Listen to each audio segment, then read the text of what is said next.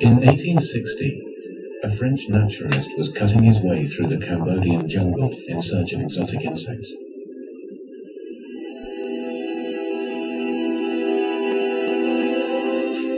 Henri Mouton suddenly came across the last thing he was expecting: a massive complex of stone temples. Mouton had stumbled across one of the world's most astonishing and enduring architectural feats: the 900-year-old remains of Angkor Wat. But who built these vast, sophisticated temples? Why construct them deep in the jungle, only to abandon them? At first, there were no answers. Then, an amazing eyewitness account from the 13th century emerged in China.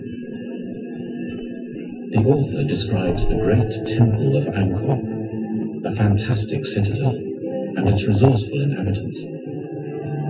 How could this be true? The evidence was scant.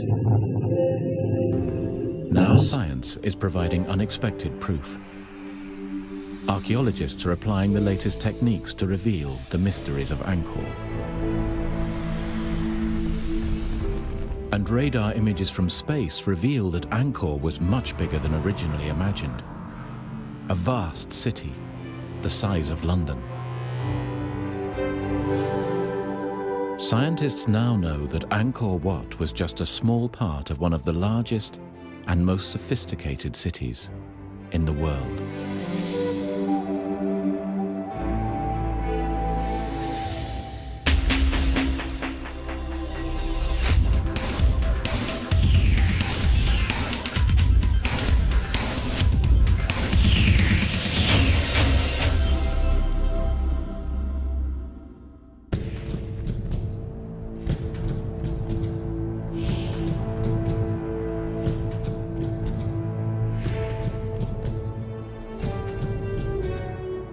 Angkor Wat, one of the world's true enigmas, its size and purpose baffling.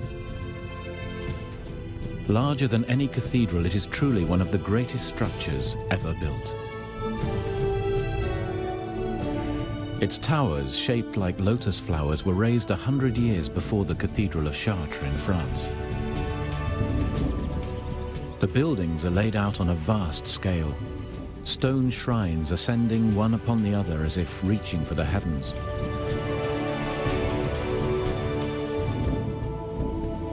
Endless corridors are carved with the longest reliefs in the world. The precise construction would be hard to match even with lasers used by modern surveyors. Archaeologist Charles Higham has studied all aspects of Angkor and its inhabitants, the Khmer. Professor Higham has been crucial to understanding the extraordinary history of this ancient culture. We're standing in the middle of the world's largest religious monument. It's absolutely gigantic. It stretches on and on. Angkor Wat was the temple mausoleum of one of Angkor's greatest kings, King Suryavarman II, the Sun King. And when he died, his ashes would have been placed under the heart of the central lotus tower behind me.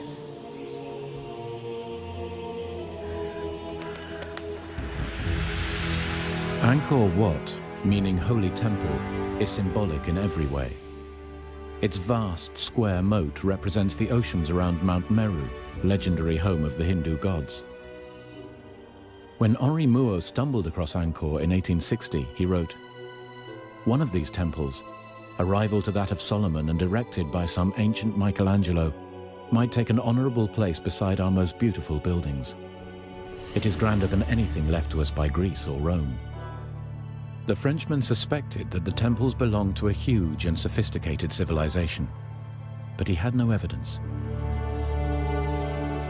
Angkor Wat lies in the northwest floodplains of Cambodia, just above the Great Lake. When Mouton discovered it in 1860, only a handful of Buddhist monks and local villagers lived around the ancient site. None of them knew how Angkor Wat had evolved or who had built it. Legend had it that the Great Temple had built itself. Some said that it had always been there.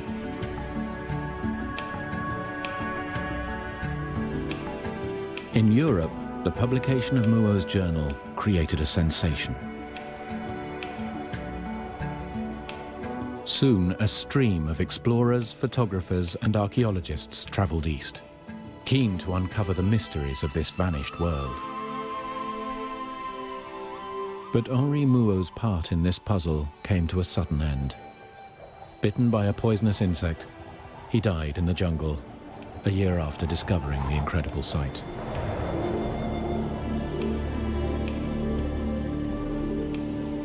As early explorers began to strip away the jungle, they discovered even more temples.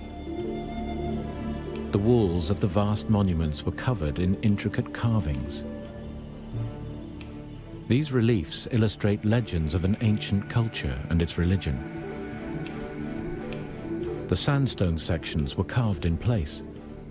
They would have taken the artists decades to complete. Inscriptions here are written not only in an ancient Cambodian language, but also, mysteriously, in Sanskrit, the priestly language of the Hindus. One of the great breakthroughs has been the translation of the entire corpus of Angkorian inscriptions by a French scholar, Georges Sédès, in 7 thick volumes. And so, bit by bit, the actual internal history of Angkor has been unravelled, and that's been absolutely critical.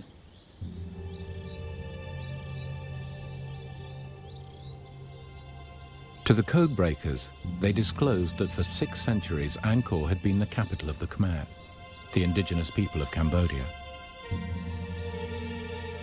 Between the 9th and 15th centuries AD, a total of 38 kings ruled their empire from Angkor. Its borders reached from southern Vietnam to Laos, and from the Mekong River to eastern Burma. But whose grand vision was this great city? And why was it built in the middle of the jungle? The deciphering continued. Then an astonishing discovery was made. A junior Chinese official on a diplomatic mission visited Angkor in the summer of 1296 AD.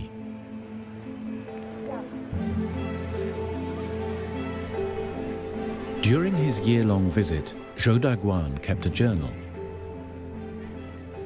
His diary tells of a major civilization, a capital much bigger and more developed than the archaeologists dared imagine. But was Zhou Daguan's account fact or myth? Archaeologists searched for proof of the existence of the city Zhou described. As they pieced together this gigantic puzzle, the full story began to emerge. For thousands of years, the indigenous people of Cambodia, the Khmer, had cut rice fields from the jungle. These farmers were a largely self-contained and peaceful race. But from the 1st century AD, small feuding kingdoms developed around the country. In the 8th century, a great leader emerged.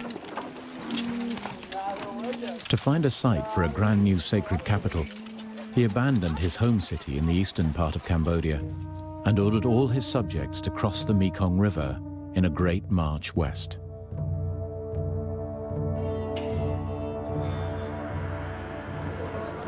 Having conquered his rivals, he chose the lush land between the sacred Kulen Hills and the Great Lake for his new citadel. In 802 AD, he had himself crowned Jayavarman, the supreme world emperor, king of kings. Jayavarman's charisma won the people over. He came not only to rule by divine consent, but to be worshipped as a god himself. At a stroke, this great and charismatic leader changed the course of Cambodian history.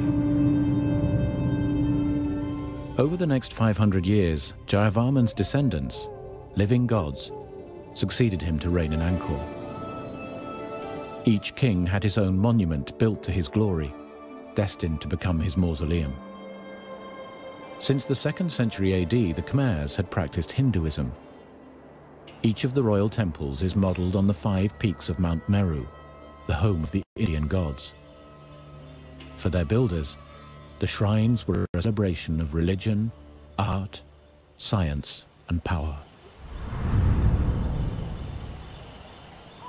Throughout the first half of the 20th century, Cambodia was part of France's colonial empire.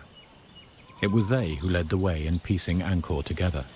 When they arrived and took colonial control of this part of the world, the place was an absolute shambles. I mean, there were stones just lying around everywhere. It was nothing like what you see today.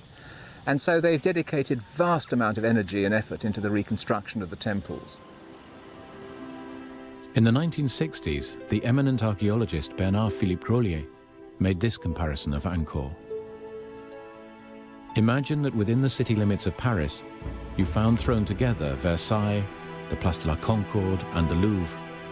Surrounding these, the cathedrals of Notre Dame, Chartres, and Rheims, flanked by all the churches built in Paris before the 19th century.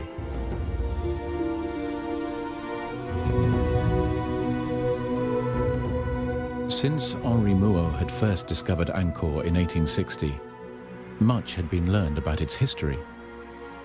But almost nothing was known about the culture responsible for these incredible monuments.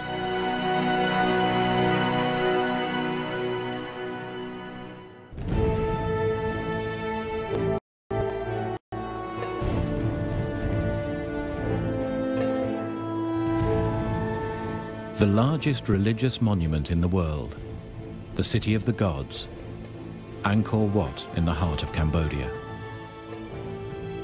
But is this astonishing temple only the visible tip of a greater unseen mystery?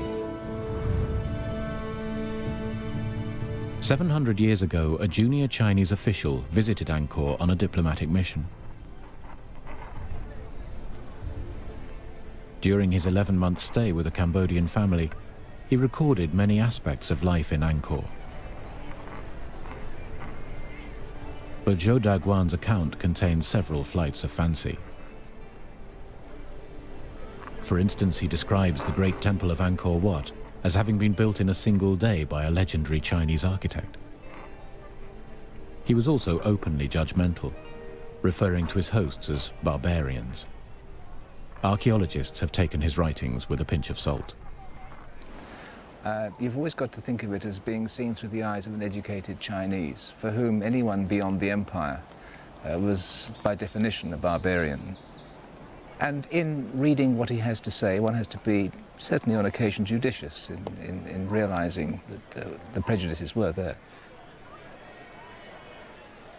For 100 years, French archaeologists were too busy restoring the temples to pay the journal much attention, so it was largely ignored.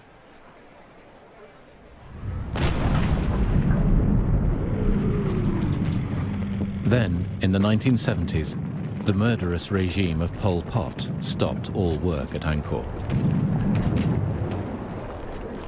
His army of communist revolutionaries, the Khmer Rouge, laid thousands of landmines around the site, rendering it off limits for years.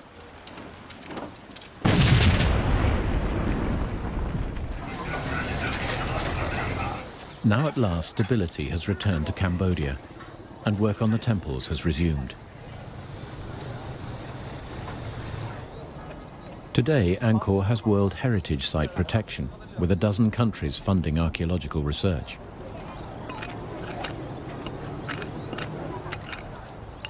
With much of the major restoration work complete, the focus has shifted away from the temples at the center and onto the outlying pieces of the puzzle.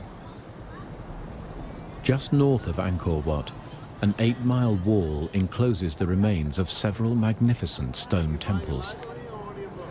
Explorer Henri Mouhot suspected in 1860 that this was once the Khmer's great capital of Angkor Thom, the holy city.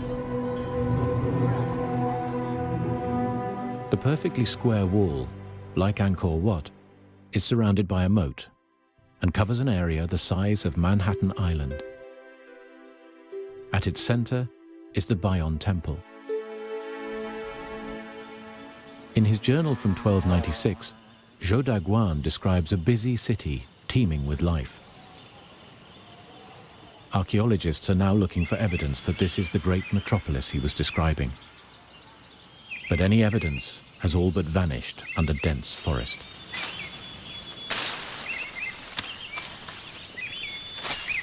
In the last 2 years, archaeologist Jacques Gaucher has started to excavate the interior of the walled city.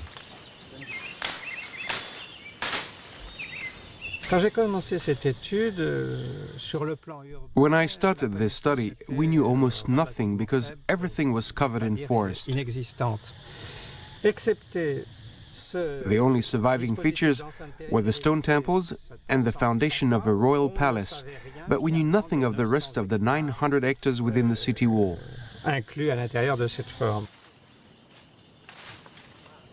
For a while, it seemed that Gaucher was fighting a losing battle, but his persistence is at last producing results. After 2 years of very difficult research, we've at last begun to build an impression of this city. Gaucher is plotting thousands of coordinates onto an ever more detailed map of Angkor Thom. He is now able to trace an intricate grid system of canals and roads, together with the sites of thousands of wooden houses. Back in 1860, when Henri Mouhot discovered Angkor Wat, he had suspected that it was just part of a complex city. Zhou Daguan's 13th century journal alludes to a political and religious citadel. Now, at last, archaeologists have enough evidence to bring to life this extraordinary city as it looked 700 years ago.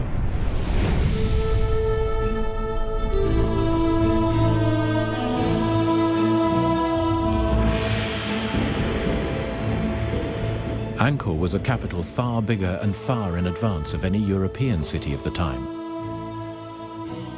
Jacques Gaucher's findings confirm the accuracy of Zhou Daguan's account. What he describes is fact, not fantasy. These are the monuments which have caused merchants from overseas to speak so often of Cambodia the rich and noble. If you are looking for gold lions, gold Buddhas, bronze elephants and bronze horses, this is where you'll find them.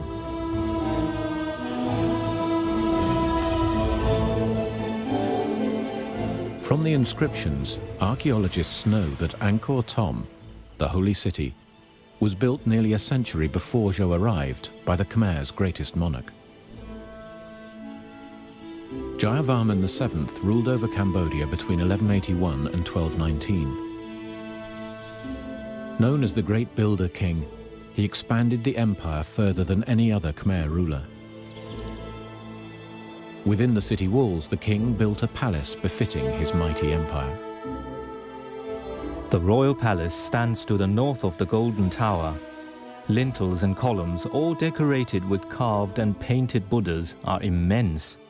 The roofs too are impressive. Long colonnades and open corridors stretch away, interlaced in harmonious relation. Jacques Gaucher's excavations at the royal palace confirm Zhou's account.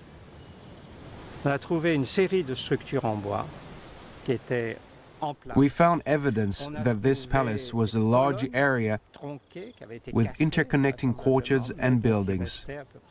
We found holes 80 centimeters in diameter for huge supporting columns. It would have been a very impressive sight. As evidence materializes about the royal palace, the role of the Khmer's rulers, these earthly gods, becomes clearer.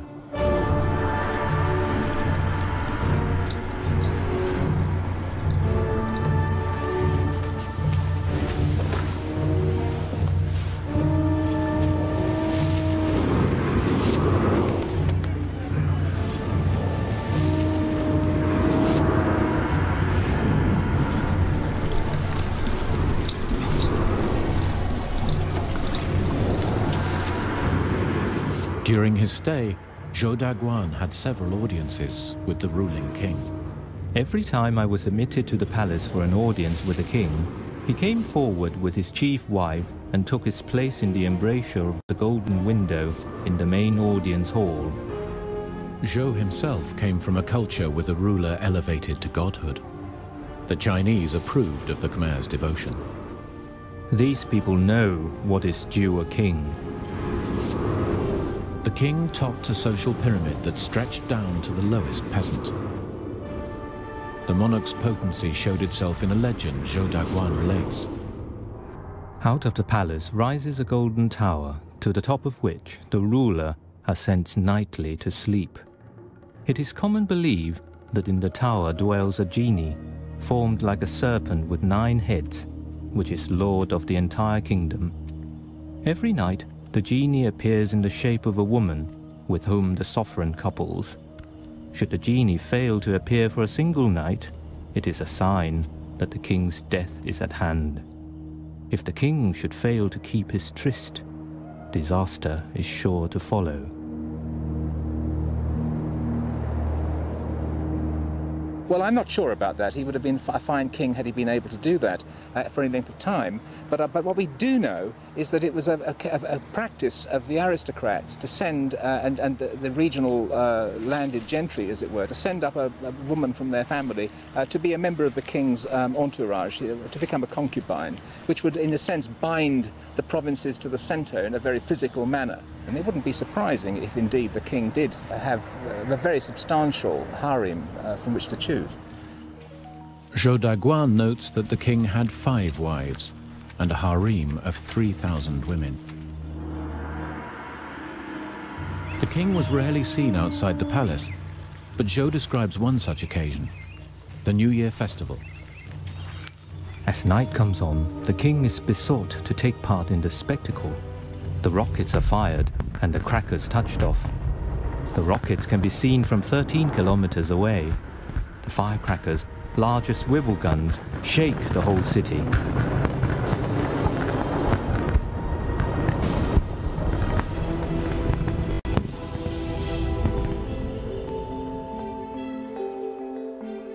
Below the king was an army of bureaucrats graded by rank, as Zhou describes.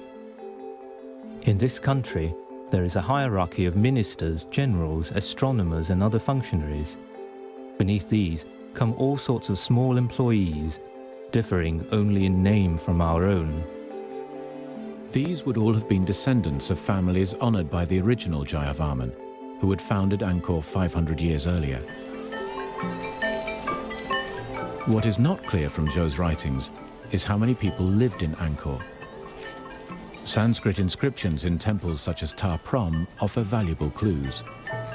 We know that the temple housed at least 12,000 people, including a number of great priests, I think over 650 dancers and various other officiants to maintain the temple and to do the necessary temple duties. If 12,000 people served a single temple, what was the overall population? Jacques Gaucher's new research is not yet complete, but it does support an educated guess. To give a number, this city could have been between 80,000, 90,000 and 150,000 people. In the same period, the population of London totaled no more than 30,000. So, discoveries are confirming that what Henri Mouhot suspected and Zhou Daguan alleges is correct. Angkor Thom was indeed a large, well-structured city with a huge population. Now suspicions are aroused that the jungle conceals an altogether bigger surprise. A metropolis so vast that its full extent can only be detected from space.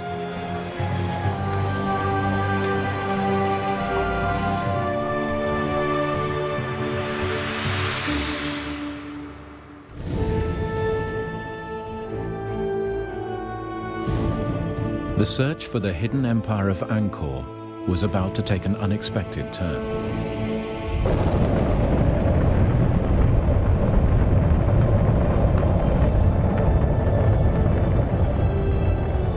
In 1994, archaeologists persuaded NASA to undertake a unique task.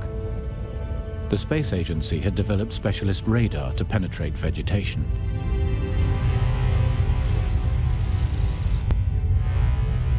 Their challenge was to probe the area of Angkor in Cambodia as the Space Shuttle Endeavour passed over Southeast Asia. The resulting images cover an area 100 kilometers long and 10 kilometers wide. For the first time, scientists have an accurate impression of the wider city's infrastructure 1,000 years ago. Covering an area the size of London, this rural metropolis was immense. For archaeologist Elizabeth Moore, this is a major breakthrough. Up into this central statue. I'm sure they had the skill to do it, don't you? It is revolutionizing understanding of the size of the kingdom. Forced water up. And at first people said, well, you won't find anything new at Angkor, but we have. And what the radar has shown us is just how all the regions contributed to what then became the central zone of Angkor. The radar pictures also reveal previously unknown temples all over the Angkorian basin, as well as an intricate network of roads and canals, all leading to the walled city. Evident for the first time is the grid plan of this once great metropolis. When you start looking at the radar imagery and you see the sophistication with which they were able to control and alter their terrain, I've never seen a culture like it elsewhere in Southeast Asia in terms of manipulating the landscape, of using it to their benefit. Now, the challenge for archaeologists was to work out at ground level what had been photographed from space. Archaeologist Christophe Potier is using the images as a route map to trace the layout of ancient Angkor.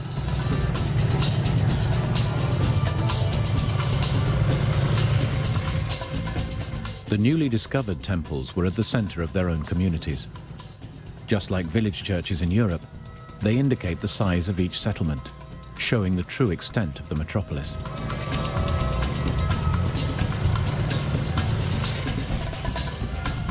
Today, Potier and his Cambodian assistant, Sin Chenda, attempt to locate a number of previously unrecorded ruins outside the walled city of Angkor Thom.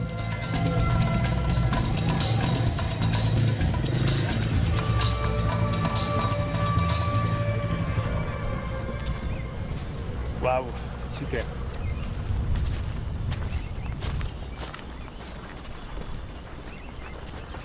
It's a quite nice one.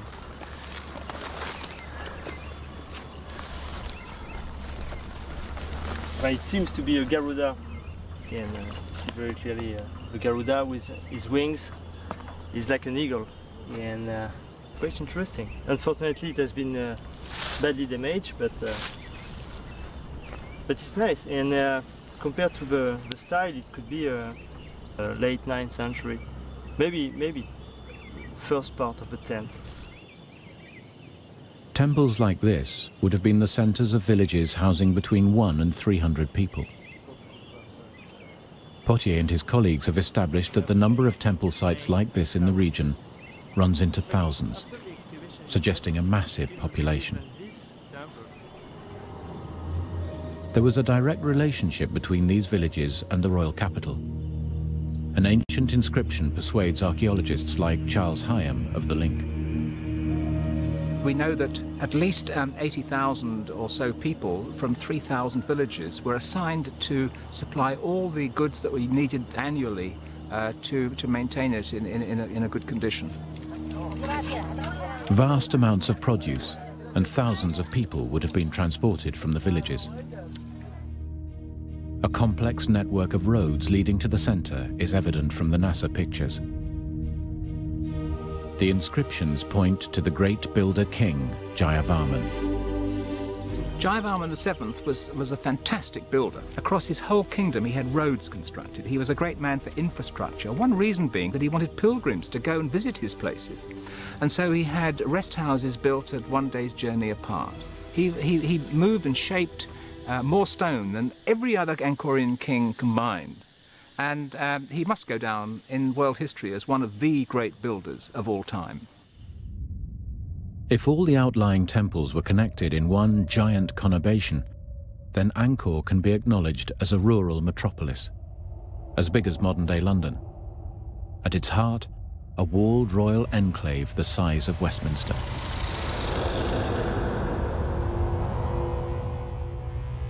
There are hundreds, let's say thousands of that kind of small sanctuaries spread all around the area of Angkor, but the large area of Angkor.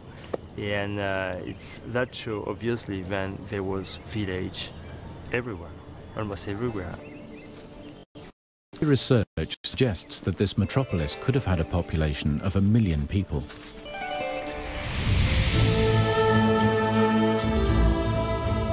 This would make Angkor, at its peak, between the 11th and 13th centuries, one of the largest cities in the world.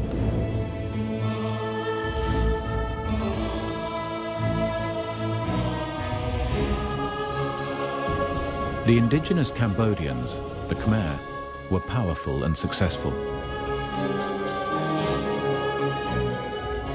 They managed to build one of the most extraordinary cities in history in one of the world's most hostile climates. But how was such a large population able to survive and prosper in the heart of an inhospitable jungle?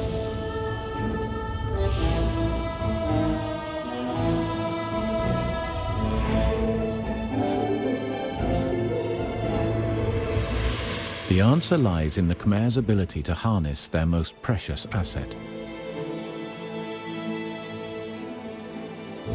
Cambodia has 8 months without rain, when rivers become a muddy trickle.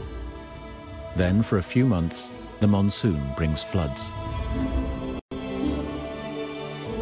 For this reason, Angkor is built close to the Great Lake, which swells to 4 times its size in the rainy season. It not only provided precious water throughout the year, but also an inexhaustible supply of fish. Zhou Daguan records, "Of all the fish, the black carp is the most abundant. Next in number, the tench and freshwater congers. The prawns of Channan weigh as much as half a kilo apiece. Crocodiles there are as large as boats." Apart from fish, the staple diet, like most of Asia, was rice. Paddy fields need a plentiful supply of water to ensure a healthy crop. When the founding ruler Jayavarman arrived at Angkor, there were already peasant farmers cultivating ancient rice fields. But from the 9th to the 13th centuries, successive god kings ordered thousands more acres of jungle to be cleared for rice production. Water had to be cleverly harnessed to irrigate the new fields. If the system failed, the very survival of the kingdom would be at stake. Well-maintained canals were also crucial to Angkor. Every day, tons of heavy stones for the construction of temples would be transported by canal from the Kulen Hills, 50 kilometers away.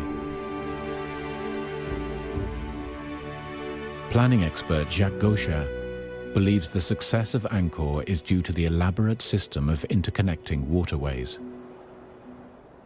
You have tanks or ponds which are dug to keep also this water, and you have some canalization. This royal palace is full of small canalization. The city is full of channels, and the outside, the territory, is also full of big channels. These systems, which are at different level of scale, they must have been connected to each other. It was the Khmer's ability to harness water that made them unique. While the Dutch were experimenting with their first canals, the Khmer were already past masters. The most recent excavation by Jacques Gaucher reveals the complexity of Khmer water management within the royal city. His surveys have uncovered 2 huge reservoirs, each measuring 300 meters long and 20 meters wide. A major road intersected them. Water needed to flow around the city. What Gaucher wanted to know was how the road could be used while water still flowed from one reservoir to the other. So he began to dig. The excavation unearthed a stone dike where the road and reservoirs met. It also shows that the reservoirs were built on slightly different levels. Beneath the surface of the road, narrow channels in the dike allow water to filter from the upper reservoir into the lower. But the arrangement may have been too finely balanced.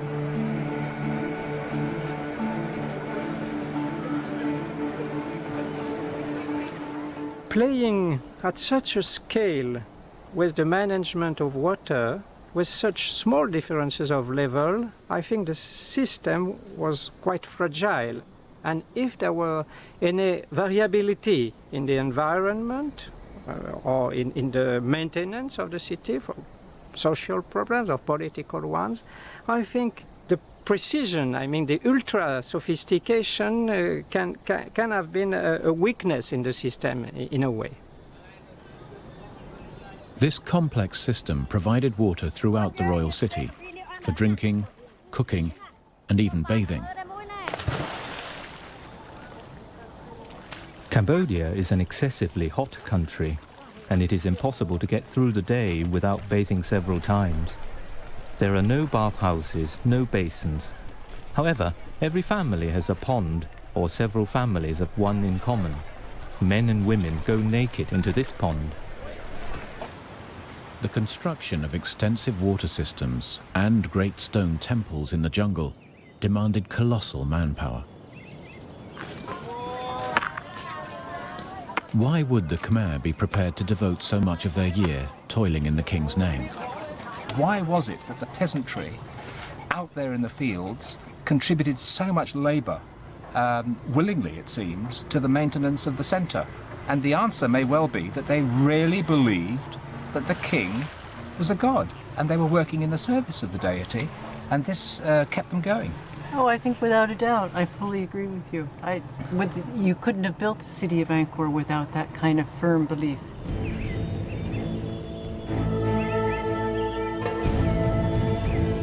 But although the Khmer people dedicated enormous effort into constructing their great city, it was the addition of slave labor that made it possible. Zhou describes these unfortunates. Wild men from the hills can be bought to serve as slaves. Families of wealth may own more than 100. Those of lesser means content themselves with 10 or 20. Only the very poor have none. We know, too, again from the inscriptions, that some of them had a very raw deal. There was one who tried to escape from the land in which he was born and was assigned, and they found him and they brought him back and they gouged his eyes out and cut off his ears.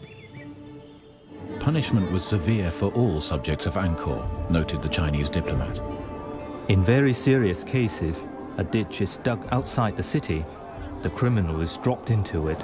Earth and stones are heaped on top until he is buried alive.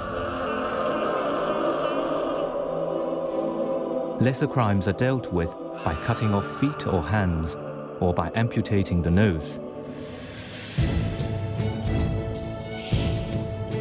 The economy of Angkor was based on international trade. The Khmers produced food for their swelling population, but there was a surplus for trade with neighboring states. They wove fine cloth, cast huge bronze statues, and exported ivory, kingfisher feathers, beeswax, and scented wood. Their main trading partner was China. The reliefs of the Bayon reveal a Chinese trade junk coming across the waters of the Great Lake just south of Angkor. And we know that there was indeed a great deal of trade going on because of the more recent archaeological research that has been excavating in the Royal Palace, and there they've been unearthing a considerable quantity of Chinese ceramics.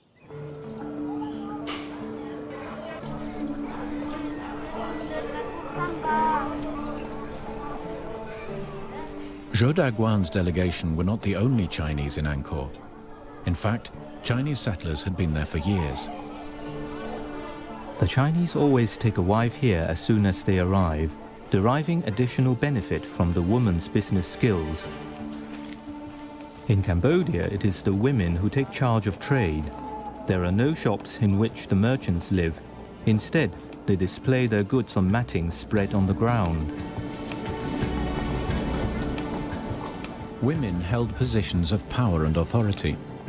They owned property, engaged in trade, and even served as bodyguards to the king. But the Chinese interest in Cambodian women was not driven solely by trade. Everyone with whom I talked said that the Cambodian women are highly sexed. 1 or 2 days after giving birth to a child, they are ready for intercourse. If a husband is not responsive, he will be discarded.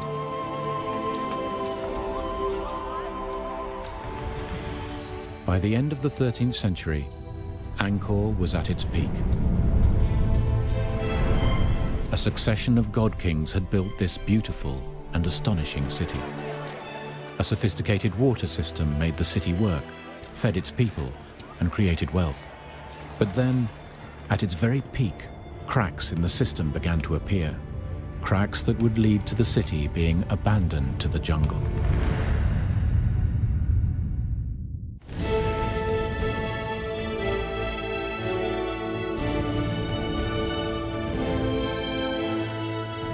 It took nearly 500 years for Angkor to grow to the vast city that the Chinese diplomat Zhou Daguan described in 1296.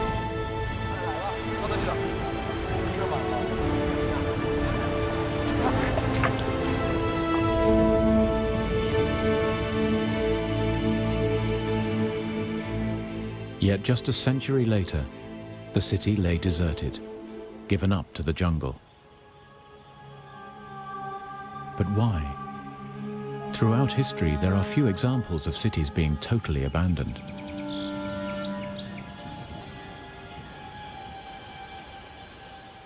One key factor is known.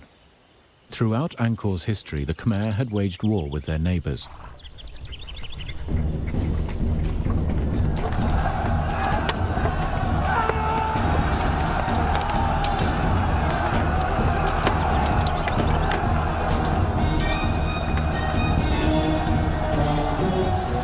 In the early years of Angkor, the Vietnamese Chams were the Khmer's sworn enemies.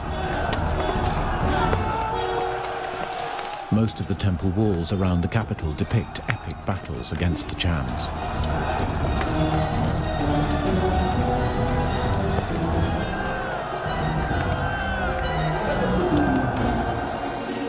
But by the time of Zhou Daguan's visit, the main threat came from the emerging Thai kingdom of Siam as it expanded into Cambodia.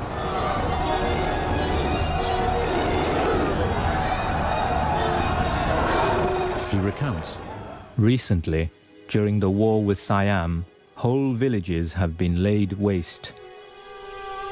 In the diplomat's eyes, the Khmer army was ill-prepared for war. Soldiers move about unclothed and barefoot. In the right hand is carried a lance, in the left a shield. They have no bows, no missiles, no breastplates, and no helmets. Generally speaking, these people have neither discipline nor strategy.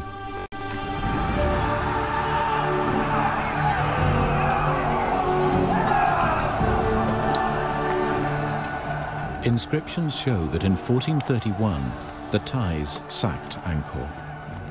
They looted everything possible, enslaving much of the population, including the king's entire harem, and carried them off.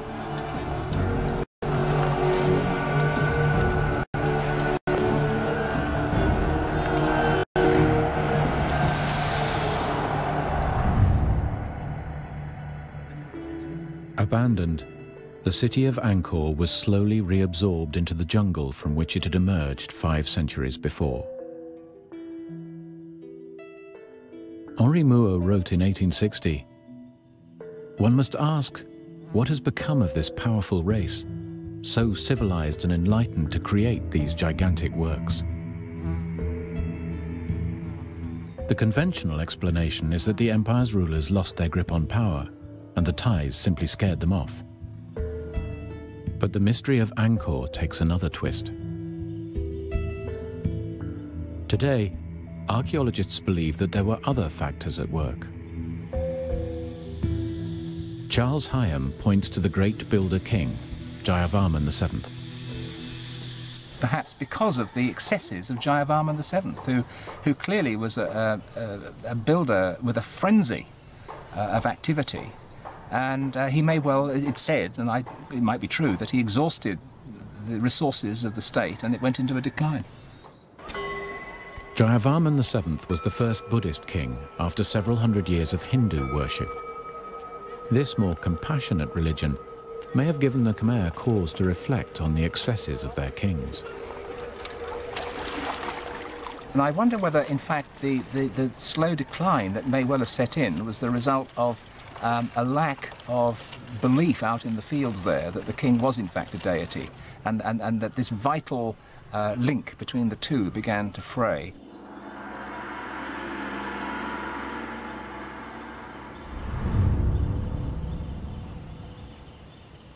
Jacques Gaucher theorizes that while the Khmer's success can be attributed to the harnessing of water, it could also have led to their undoing. Such was the fine balance of nature that if irrigation and the storage of water were not kept up, they could easily fall into disrepair. The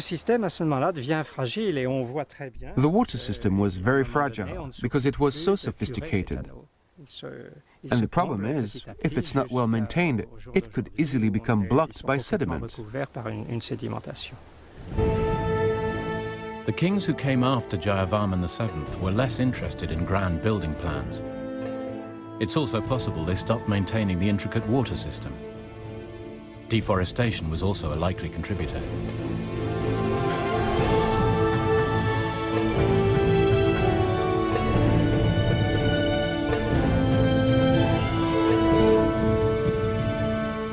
So much jungle had been cut back for rice growing that undoubtedly the rivers and canals would have silted up, which in turn would have led to an ecological disaster for the Khmer.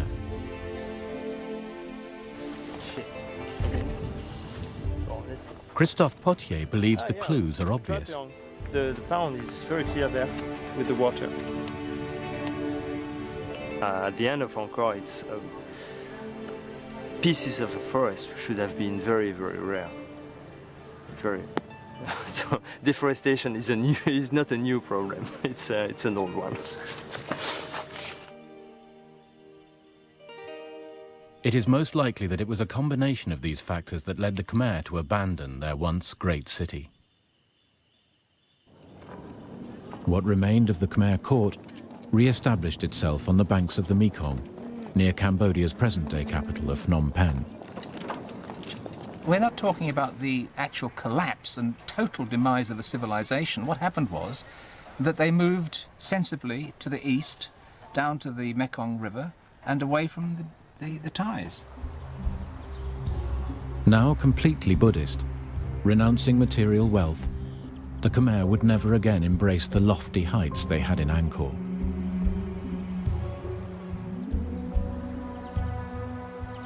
For 400 years, Angkor lay derelict and forgotten, until its rediscovery by Henri Mouhot in 1860. Today, Angkor is recognized as a wonder of the world. In Cambodia's new era of stability, archaeologists from around the world continue to make fresh discoveries.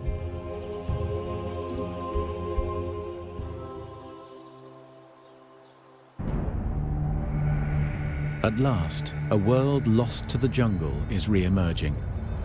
A major metropolis that for over half a millennium dominated a thriving empire. One of the greatest cities the world has ever known.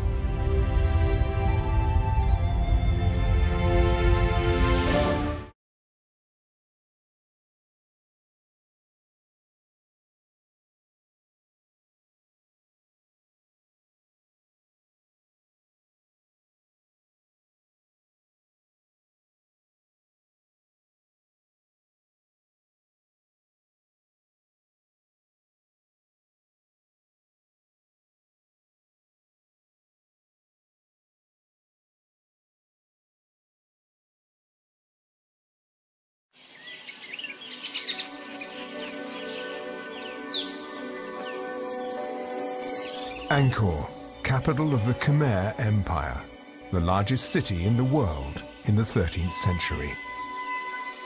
Angkor, the abandoned city, whose ruins fascinate visitors.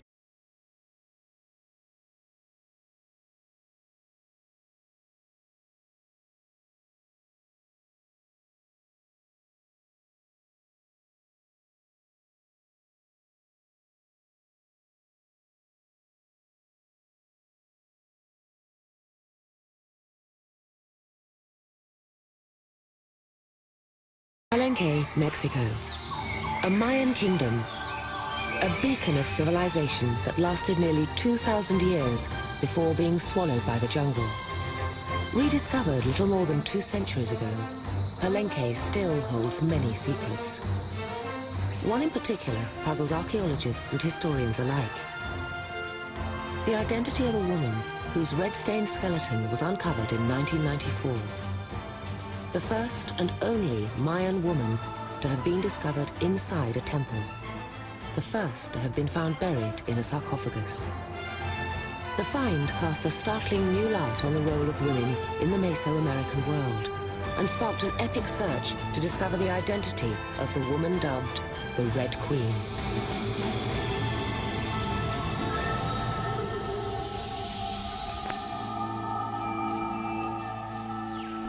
A veil of mystery shrouded the tomb. None of the inscriptions bore the woman's name.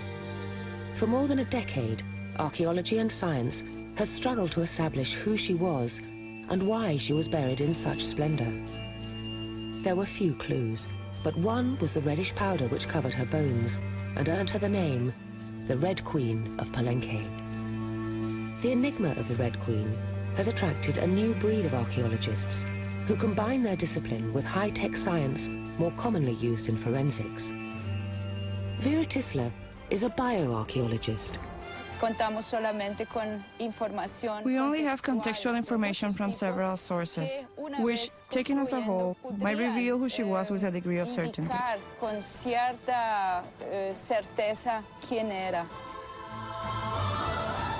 Vera has employed DNA extraction, carbon dating, and facial reconstruction in her quest to find out who the Red Queen was.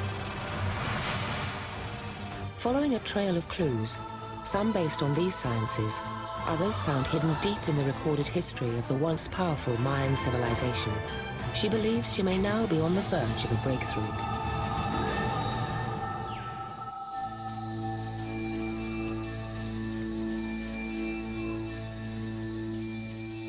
The modern story of the Red Queen began in 1994. Her remains were uncovered after having been hidden for nearly 13 centuries inside a limestone coffin, sealed in the heart of a temple on the main plaza of the city of Palenque. 2 other skeletons were found alongside her stone coffin.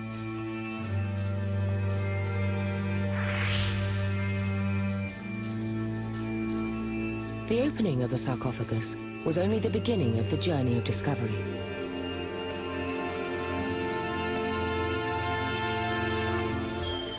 Fanny Lopez oversaw the excavation.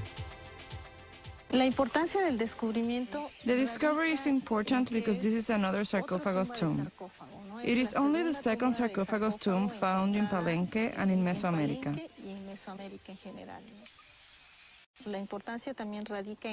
The fact that she was a woman is also important. It elevated the rank of a female to the same level as a man. The identity of the Red Queen was even more perplexing to the archaeologists because of the eerie death mask in which she'd been buried. A mask unlike any other ever found in a Mayan tomb.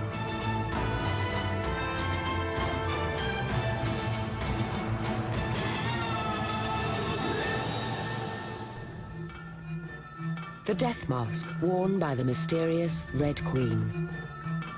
Constructed of 280 pieces of malachite, it was just one of many treasures found in her tomb. In charge of the Palenque site, archaeologist Arnoldo Gonzalez immediately recognized the significance of this find. We found 1,140 pieces, mostly jadeite. This large amount of a precious mineral confers a very high status to a person. But neither the Red Queen's intricate mask nor the jewels found with her told archaeologists who she was. There were no hieroglyphs to give them her name or her story. And the wealth of objects found in her tomb raised as many questions as answers.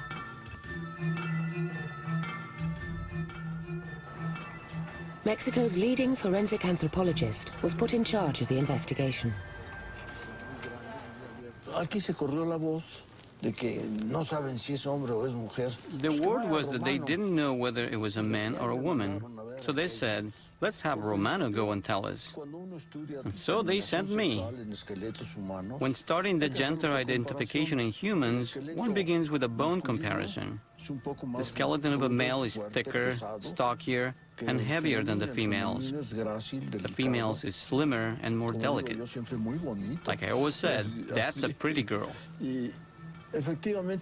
When you have a whole skeleton, you've got to look at the shape of the pelvis, because it's the pelvis that determines the sex. I looked at it, and yes, both hip bones are very wide and open, the sign of a feminine skeleton. Vera Tisler knew it would take a multidisciplinary investigative team to solve the case. To determine the Red Queen's age, we look first at her cranial suture.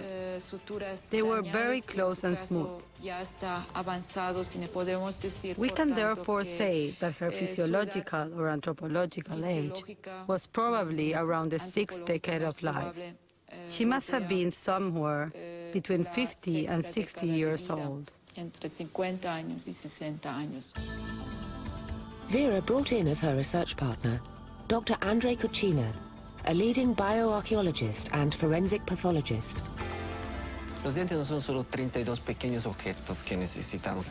Teeth are not only 32 small objects we use to chew or gnaw. Teeth give a large amount of information about a person's growth, pathology, age, health, lifestyle, and feeding habits. The fact that at approximately 50-year-old, her teeth show so little wear implies she had a soft diet, eating processed and prepared foods, and probably had more protein than the rest of the local population.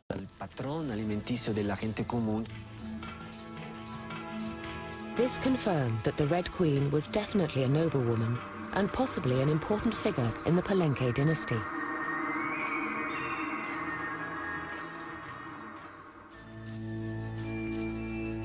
Engravings of women on Mayan monuments suggest that they played an important role at the royal court as mothers, sisters, and wives of kings.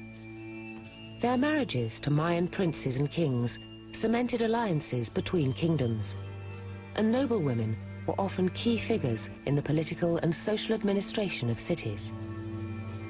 History of the past is not the history of men. It's the history of women and men together, and sometimes women are the ones who change the course of history, not men. We see scenes of Maya palaces painted on pottery and carved in stone, which actually show women sometimes seated behind the king. So they're there together on the thrones, receiving visitors, receiving tribute, and so forth. And so they're clearly powerful. Powerful, but not omnipotent. In Mayan kingdoms, the crown almost always passed from father to son or to the nearest male heir. In a patrilineal system, you don't get many women entering into the royal offices. But in the nearly 2,000 years of Mayan history, there were a few very rare exceptions. Sometimes women were able to rule when there were no other male heirs. Here at Palenque, we have several women who are very powerful, who peek through in the history. Palenque may be unusual in that sense, because we really don't see the same thing at other sites in other kingdoms. Could the woman the archaeological team were calling the Red Queen really be one of those rare exceptions? A true queen of one of the most important and powerful kingdoms in Mesoamerica? Or was she more of a background figure? Perhaps a royal wife, whose duty it was to produce an heir? The investigative team began to search Palenque's recorded history for possible candidates. Vera Tisler's addition to the team in 1997 brought new momentum to the search for the identity of the Red Queen. She was able to draw significant links between what she was learning from the Red Queen's remains and what was already known from Palenque's recorded history, including the reign of Pakal the Great. The discovery of the Red Queen really was an amazing find here in Palenque. It's one of the richest Maya tombs ever found, and really the only thing comparable to it here at Palenque is Pakal's great tomb. Pakal the Great was one of the most important Mayan kings. He rose to power in the 7th century AD in the wake of a devastating war with the nearby kingdom of Calakmul and ruled Palenque for nearly 70 years. Under Pakal, the kingdom's influence and riches grew, and he commissioned some of the most remarkable artwork and buildings in Mayan history. His tomb, discovered in the 1950s, proclaimed his status and power and provided archaeologists with a perfect reference with which to compare their new find 40 years later in an adjoining temple. The fact that she was buried inside the Temple of the Engravings, the most important building situated right next to the city's main ruler and inside a sarcophagus, tells us she had quite a high status. Pakal's pyramid is really the focal point of this entire place. And so that association of the Red Queen with that pyramid, she's part of that equation. She's part of the center. As far as we can tell, there are many similarities, even though the Red Queen is in a smaller chamber when compared to Pakal. Pakal was also inside a coffin excavated out of a single piece of rock, painted in red with cinnabar. Cinnabar, or mercury sulfide, is a toxic red mineral that is used as a pigment. It covered the bodies of both Pakal and the Red Queen. We see here that both bodies were basically smothered with the red pigment. In Hana Pakal's tomb, it was applied in a series of consecutive coats. Cinnabar others. The dead body, they invest it with life. It's like the vision of blood. It's the same color, and the Mayas saw that symbolism. It's the same color they painted all of their temples with to give them life. Not only were the bodies of Pakal the Great and the Red Queen both covered by several applications of cinnabar, they were each buried at the very heart of a temple.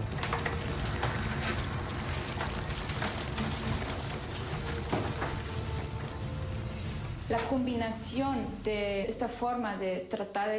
combination of this way of treating the body and its placement in the center of a monolithic cavity draws our attention.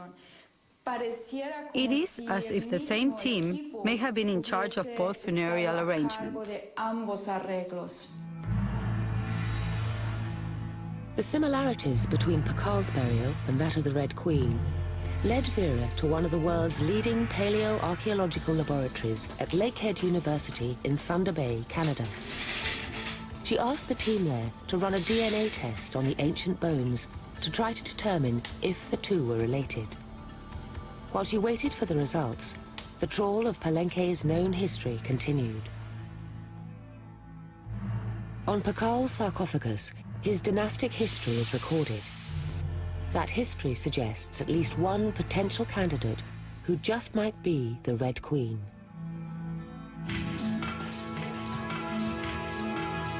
Her name was Yolik Nal. She held the reins of power from the year 583 to 604. She was the first and only woman to rule Palenque in her own name.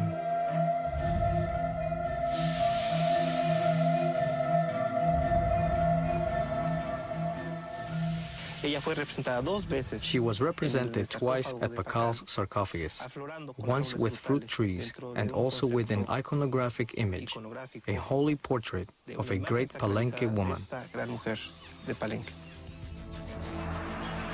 The passage of time has erased much of the information needed to decipher the dynastic succession in Palenque, but it is believed Yolik Nal was the daughter of the ruler Khan Balam I. There is no doubt that Madame Yolik Nal belonged to the lineage, and it was considered that she had the right to ascend the throne. It could have been that there was a war. Palenque suffered a defeat that we don't know about, and so there was some break in the normal succession of kings. There could have been a dearth of male heirs at some point early on in Palenque's history. A woman ruling a Mayan kingdom was highly unusual in the 6th century.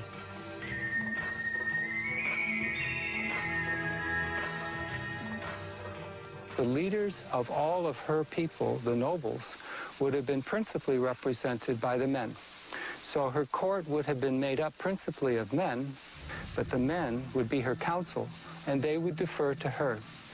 Now, the reason they would is because she was good at it. In the last analysis, dynastic succession can produce incompetent rulers or exceptional rulers, and Yolik Nal must have been a great ruler.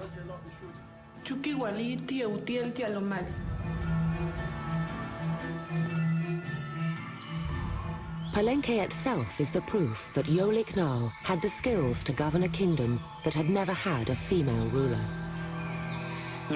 During her reign, the city began to look monumental.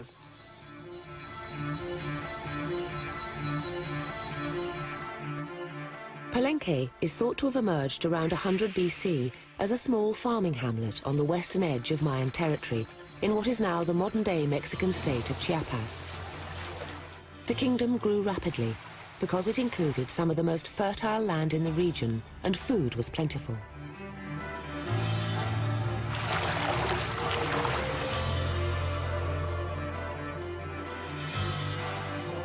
By the late 6th century AD, the time of Yolik Nal's rule, Palenque had become a major center of influence.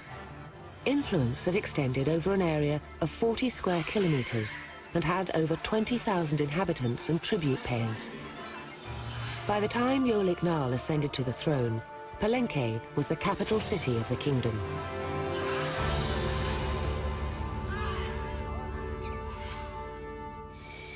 There were maybe 20, 30 important Maya kingdoms, but Palenque was one of the most important, one of a handful. Like all Mayan kingdoms, it probably had its share of extraordinary mathematicians and astronomers who created complex calendars. The Maya were really obsessed about time. I mean, this is something that people often say about the Maya, that they were always almost worshiping time. That may be an overstatement, but they were very conscious of time as one of the mechanisms of the cosmos.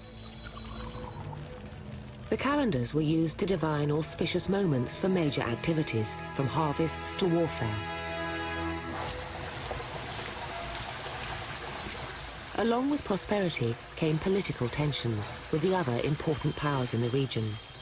Rivalries raged for decades over territory, trade, and communication routes. The Maya were not unusual in their war-making interests. They did, however, fight these wars in alliances ordinarily, so that it wasn't just one great polity against all of the others, but allies would fight against other allies. Palenque was unusual in that it seems to have been really fighting wars on its own terms for its own interests.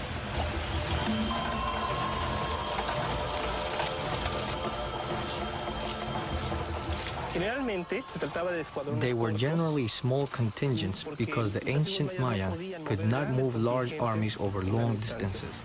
They generally attacked nearby cities with swift and direct campaigns. Yolik Nal would certainly have needed all of her skills and resources. The most powerful rival in the region had its sights set on Palenque. Palenque's biggest enemy was the kingdom of Calakmul, located far to the east. During the 6th century, the late 6th century, there was a tension that built up. The first woman ruler of Palenque would also be the first person to confront the kingdom's fiercest enemy.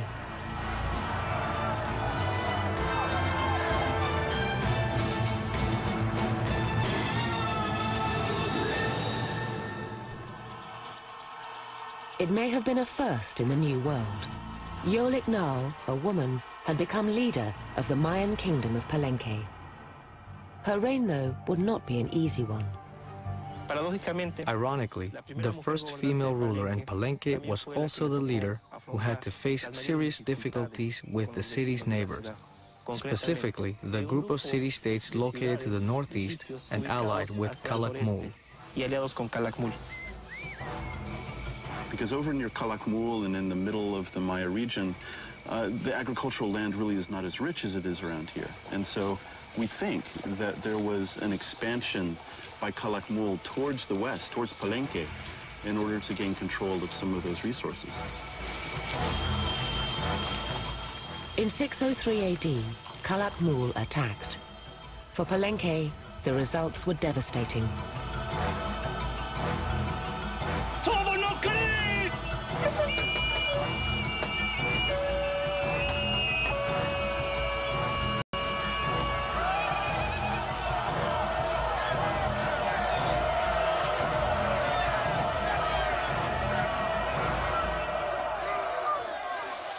In order for enemy troops to actually enter into a city like Palenque, which is a citadel situated on a defensive location, you would have had abject defeat of the main troops. And so when the troops of the enemy entered in, they probably entered in ready to desecrate the holy shrines of the city, to humiliate the ruling family, and to try to bring them under the heel of the enemy.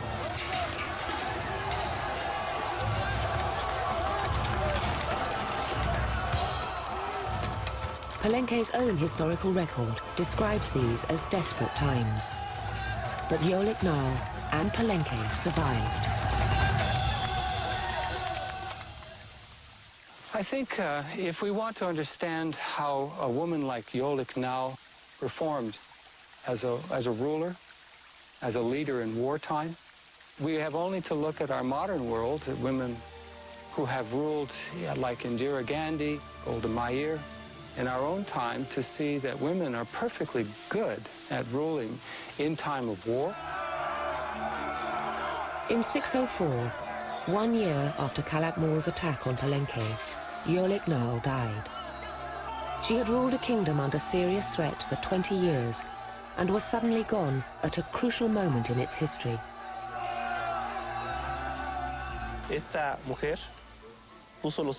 This woman laid the cornerstone of Palenque's dynastic power. But she also had to face, just as any man would, the difficulties of a society that was in direct conflict with other cities around it. Could the Red Queen be Yolik Nal, a woman who ruled when there were no men left to do so? This would make the Red Queen one of the most significant finds in Mayan archaeology. It's a question of dates. To date a burial chamber, archaeologists used 2 lines of evidence: the structure itself and its artifacts. When they excavated the Temple of the Red Queen, archaeologists found that there'd been several phases of construction over a 200-year period, from 500 to 700 AD. They were able to establish that the Red Queen was buried in the second phase of the temple's construction in the 7th century. The ceramics found alongside her sarcophagus confirm those findings. Like any work of art, pottery has its own style, unique to a specific period of time. Ceramics get us a bit closer. It's very similar in terms of time and characteristics to those found in the tomb of the Temple of the Engravings. So that might get us closer in a sense and help date it to around the end of the 7th century. This suggests that the tomb of the Red Queen was built 50 to 100 years after the death of Yolik Nal in 604. If she is the Red Queen, her bones would have had to have been moved to the tomb sometime well after her death. But this was not an uncommon practice in ancient Mayan burials. This was sometimes part of the funerary rite, a rite that included not just the burial, but also the removing or manipulating of the body at a later date. These actions did not take place all the time, but in this case, it may have actually happened. So could the Red Queen be Yolik Nal? Her skeleton may help answer that question. The cinnabar would have delayed decomposition, but nature has since all but destroyed the Red Queen's body. As her cells lost oxygen, they began to break down. Simultaneously, the bacteria inside her body ate away at her tissue. In death, the systems that normally keep bacteria in check cease to work. As organs rupture, they spread acids and other pollutants. Outside, external bacteria, parasites and insects begin their work. Based on photographs of the bones as they were found, Vera has put together a reconstruction of how they came to rest. La osamenta de la Reina Roja se encontró deteriorada, más the Red Queen's bones were found deteriorated but complete. We can also rule out that the skeleton was repositioned because when looking at the organization of the anatomical parts, we could see that the sequence of the vertebrae is in the proper anatomical order.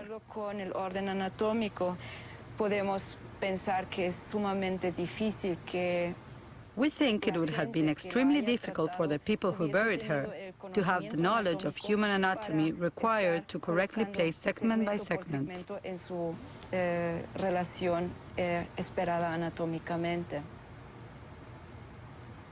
Although Vera has determined that the Red Queen's bones were not moved after her burial, other scientific research is needed to definitively establish the date of her death and compare that date to the historical record of Yolik Nal. The Red Queen was not laid to rest alone. A boy, not even 10 years old, and a young woman, probably a teenager, accompanied her in death. Their bodies were found lying on either side of her sarcophagus. But unlike the Red Queen, they were not coated in cinnabar. Their bodies remained where they had been placed, disturbed only by rodents and water, which over the centuries had infiltrated the tomb, but not the sarcophagus. It is that very water, full of minerals, that partially fossilized the remains, preserving them for over 1,000 years in an almost perfect condition for scientific study. The presence of these two companions marks a specific moment in time. Thus, we can use their skeletal remains to calculate the age of the Red Queen. Their bones, along with those of the Red Queen, have been sent to a laboratory in Miami, Florida, to be dated. Vera hopes to be able to confirm the archaeological findings that suggest the Red Queen was buried around 700 AD, too late for her to have been Yolik Nal. We received 3 bones for analysis, and one was bright red. It was a very unique sample. We knew there wasn't something quite right with this material, but there was no indications in any line of evidence that we were dealing with a problem. The only way to know is to actually date it and make the radiocarbon measurement to find out if you have a problem or not. The age of the Red Queen came out at 2500 BC, which was inconsistent with expectation. Well, in investigation in what might have happened or be going on here, it turns out that the Red Queen was subjected to some conservation and some conservation materials. And these are all petroleum-derived in origin, therefore millions of years old. So if they are included in the analysis, the result's going to come out too old.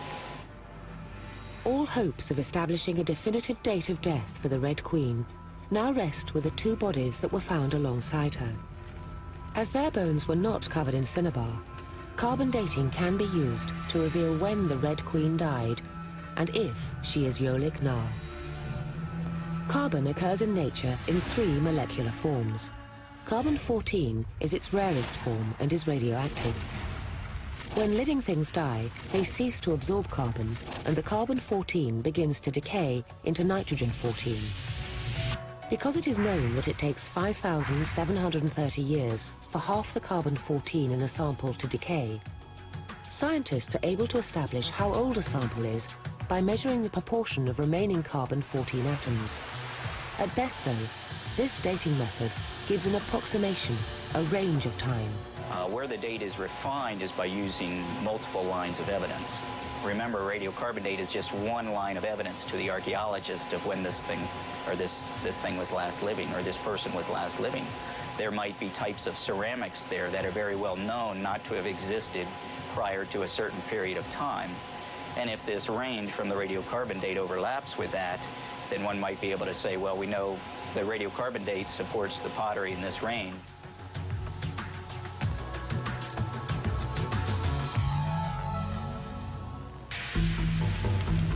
When Vera receives the results of the carbon dating analysis of the skeletons buried with the Red Queen, she will compare it to existing evidence.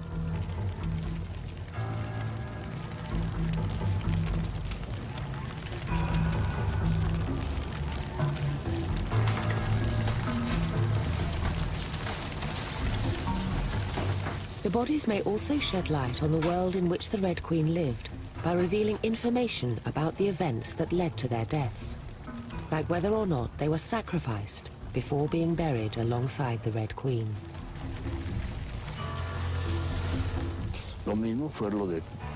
It was the same as Pakal.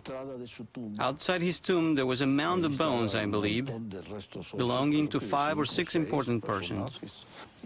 It was considered an honor to be killed along with a former leader, to lie next to a person who had been a king or a member of Palenque's nobility. It was a real source of pride. The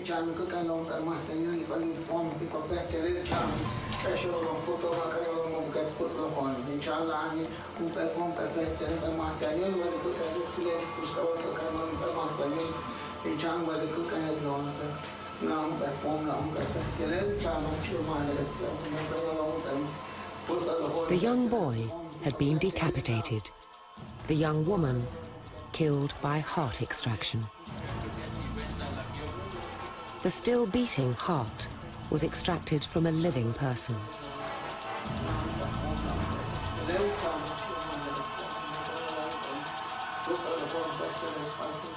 It was then burnt as an offering to the gods.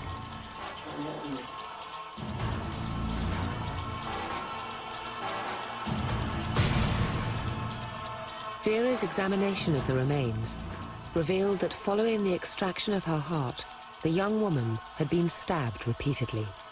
It is thought that this would have been to obtain even more blood as an offering to the gods, all to ease the Red Queen's passage into the afterlife.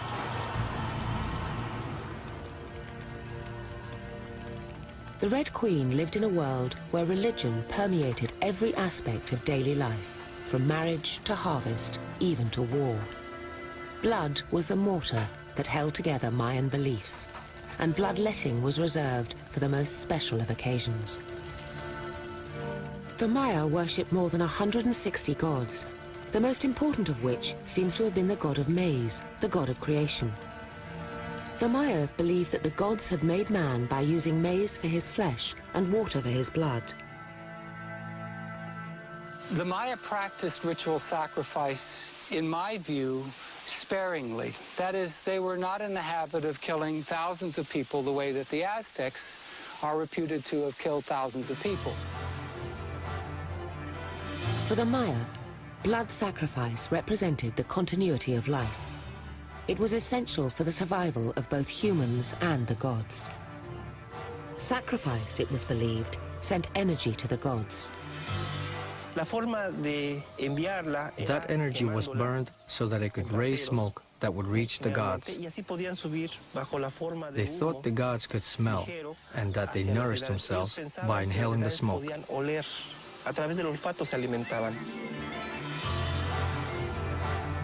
In return, the gods would give the Maya another precious liquid, rain, to irrigate their fields. Really, all religions have some kind of sacrifice involved. Sacrifice is an offering to the ancestors, to the cosmos. It was like a contract. It was a reciprocity. between the human world and the worlds of the gods, of the forces of nature. The Maya shed blood at every important event in their lives. And after Yerlik Naal's death, there would have been plenty of occasions to shed blood in Palenque. From the early 7th century and for the next 200 years, the kingdom was seldom at peace. The difficult history of Palenque makes Vera's search for the Red Queen's identity even more complex. She decides to look at a period after the reign of Yerlik Naal. Madame Yerlik Naal died in 604 AD. After that, there apparently were new problems with dynastic succession. She was succeeded to the throne by Arne Olmat. It is thought he was her son.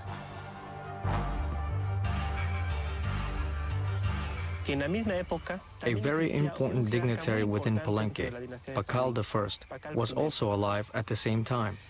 This obscure character appears in the successions as a sacred ruler of the city, a significant ruler, wielding the same power and with the same title, Arne Olmat. The power split in the kingdom may have been caused when the rival kingdom of Calakmul attacked again in 611 AD.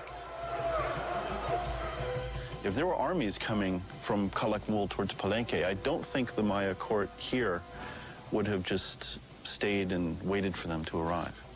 The court of Palenque or some parts of the royal family may have maybe left town, you know, with the armies of Calakmul approaching.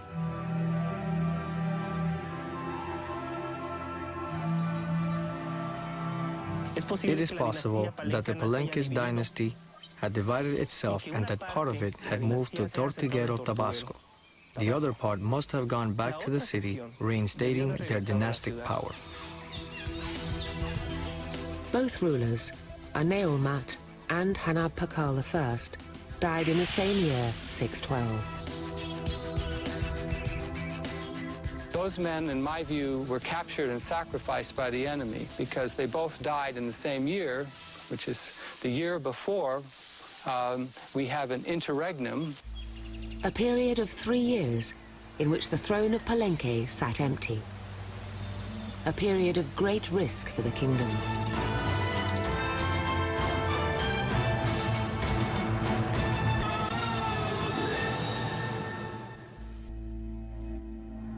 The early 7th century of the Mayan kingdom of Palenque is shrouded in mystery.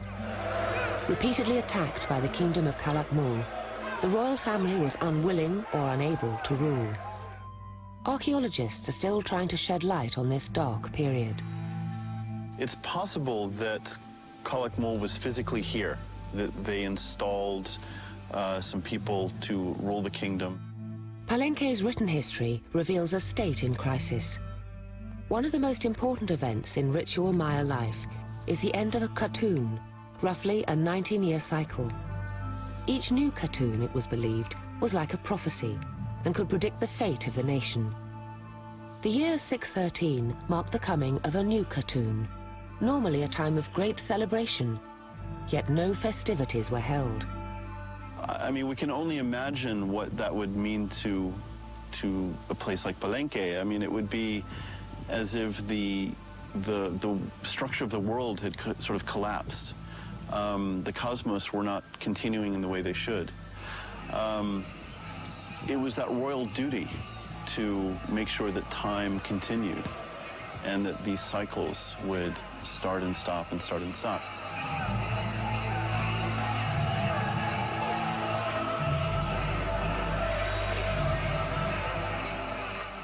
A ruler who did not celebrate the ending of the cycles really had no business governing, or it could have meant that he had encountered serious problems.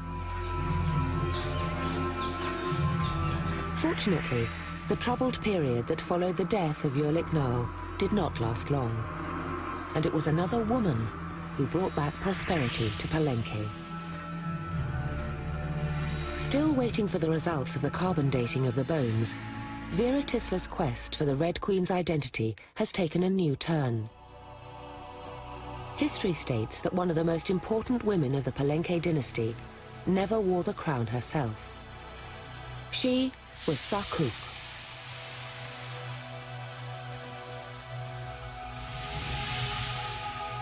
We have cases of women who were exceptionally powerful queens, and they never ruled in the dynasty, but we know that they were king makers. They made sure that their son, for example, went onto the throne and not some rival queen's son. Sakuk was the daughter of Hana Pakal I, one of the two rulers who appeared soon after Yolik Nal's death. But it was not because of her forefathers that Sakuk would go down in Palenque's history. In 603 AD, in the midst of a bloody conflict with Calakmul, she gave birth to a boy who became Palenque's greatest king, Pakal II. As she nurtured and raised her son, she witnessed her people die on the battlefield and saw the turmoil and destruction that followed Calakmul's attacks on the kingdom.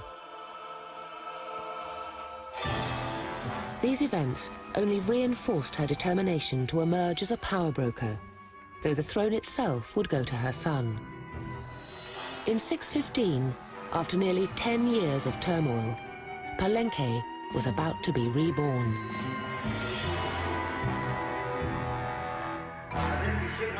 Could Sakuk have been the Red Queen? A woman who was never a queen in name, but who helped rebuild a royal court reeling from war. But for reasons that we are unsure of, she was not allowed to sit on the throne and directly rule. She may not have been queen, but Palenque's records indicate that Sakuk held significant power. Sakuk clearly capitalized on the crisis to rule, as any great ruler does. I mean, this is not unusual.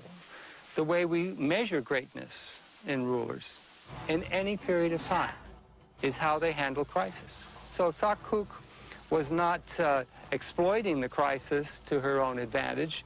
Her people genuinely needed leadership in that period, and she supplied it. If she had failed to supply it, that would not have been the history of Palenque.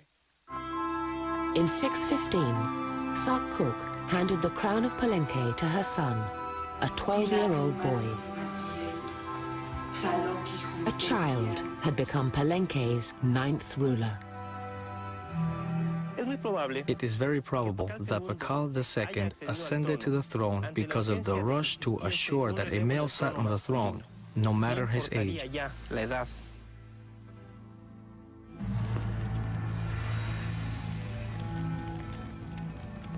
Coronations in Palenque, it is believed, involved elaborate protocol. Early in the day, Sakuk would have dressed her son very simply. Later, with the court assembled, she would have given him the insignias that befitted his rank. This signaled that he was being transformed from a mere human into a king. In Palenque, a king would have been considered a divine being, one who was capable of communicating with the gods on behalf of his people.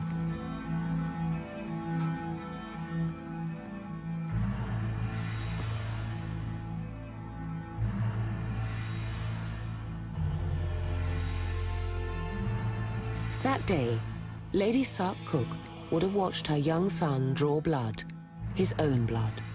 On the most important of occasions, kings and queens communicated with their gods through self-mutilation, bloodletting from various parts of their body, including their genitals. You know, the endless cycle of growth and decay was really something that was embodied by the king himself. And it was the power of his own blood which established that contract with the gods to make sure that it continued. Pakal would have used an obsidian knife or a stingray spine to cut himself, allowing the blood to fall onto paper held in a bowl. The blood-stained paper would then have been burnt, the rising smoke forming a line of communication with the gods.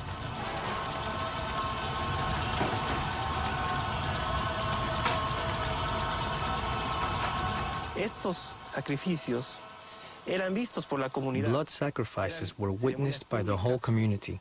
They were public ceremonies. There were great sacrifices, and the rulers offered their blood to the gods, thereby becoming an example to others. Sakuk's role in the court did not end with the coronation of her son.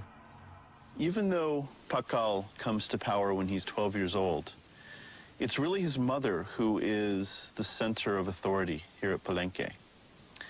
We know that for a couple reasons, because there are really no records of Pakal or by Pakal for many, many years until after his mother really dies. He may be the king with the title.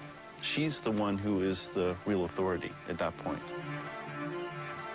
All evidence that archaeologists and historians have found to date suggests that she was not only the Queen Mother, a figurehead, but she also conducted the political affairs of the kingdom.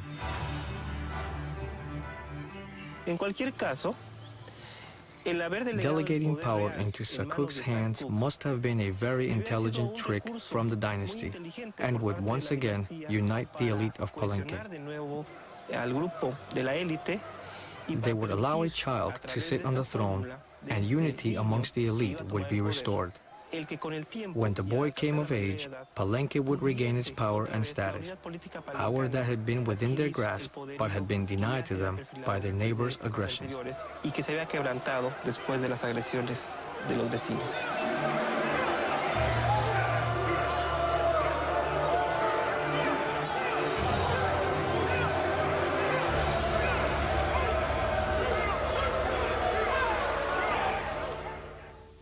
I think it may have been hard in some ways because it was such an unusual role, but she did it for a very long time. And for that reason, at least as the years passed, she probably became very comfortable in that role. Even though Pakal ordered both of his parents to be represented on the sarcophagus and gave them an important role, it is questionable that he reserved a special place for his mother.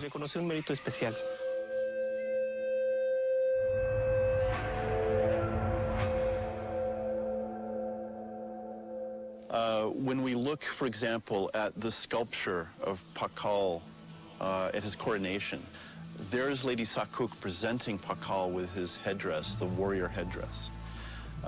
That was the quintessential symbol of Palenque rulership for all of the later kings, because all of the later kings, his sons, his grandsons, were installed on that. And so Lady Sakuk was always sort of looking over the shoulder, literally, of the sons and grandsons of Pakal. Lady Sakuk was clearly a kingmaker, but it is DNA testing that will reveal if she was in fact the Red Queen. De los estudios de ADN que se están adelantando, que se están DNA studies are progressing fast. They could help us as we try to determine the family relationship. Podríamos, tal vez, a partir de las relaciones de parentesco, tratar de ubicarla.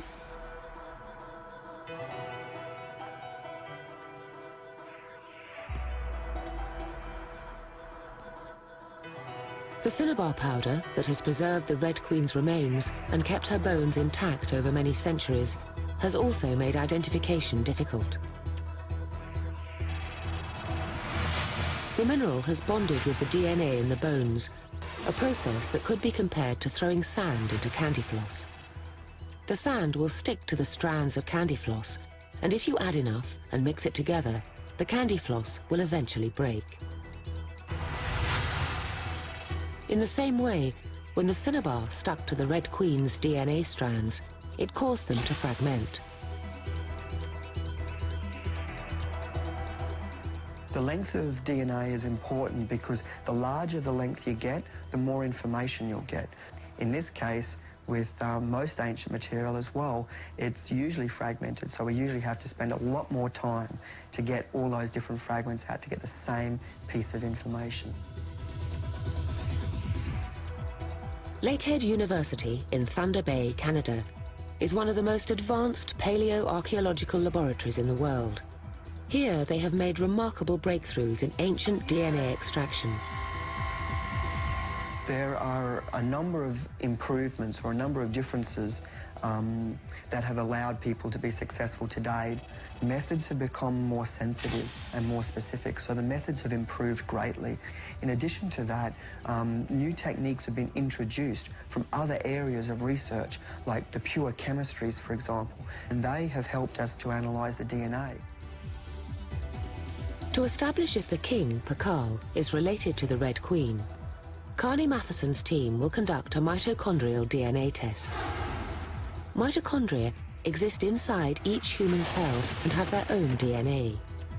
Mitochondrial DNA is only inherited from the mother, making it an ideal way to determine familial relationships. Mitochondrial DNA can have its problems, especially in ancient or degraded material, because damage can be induced, and the damage might give us a variation, which we would consider to be a variation between the people's DNA, but it might simply be a damage that's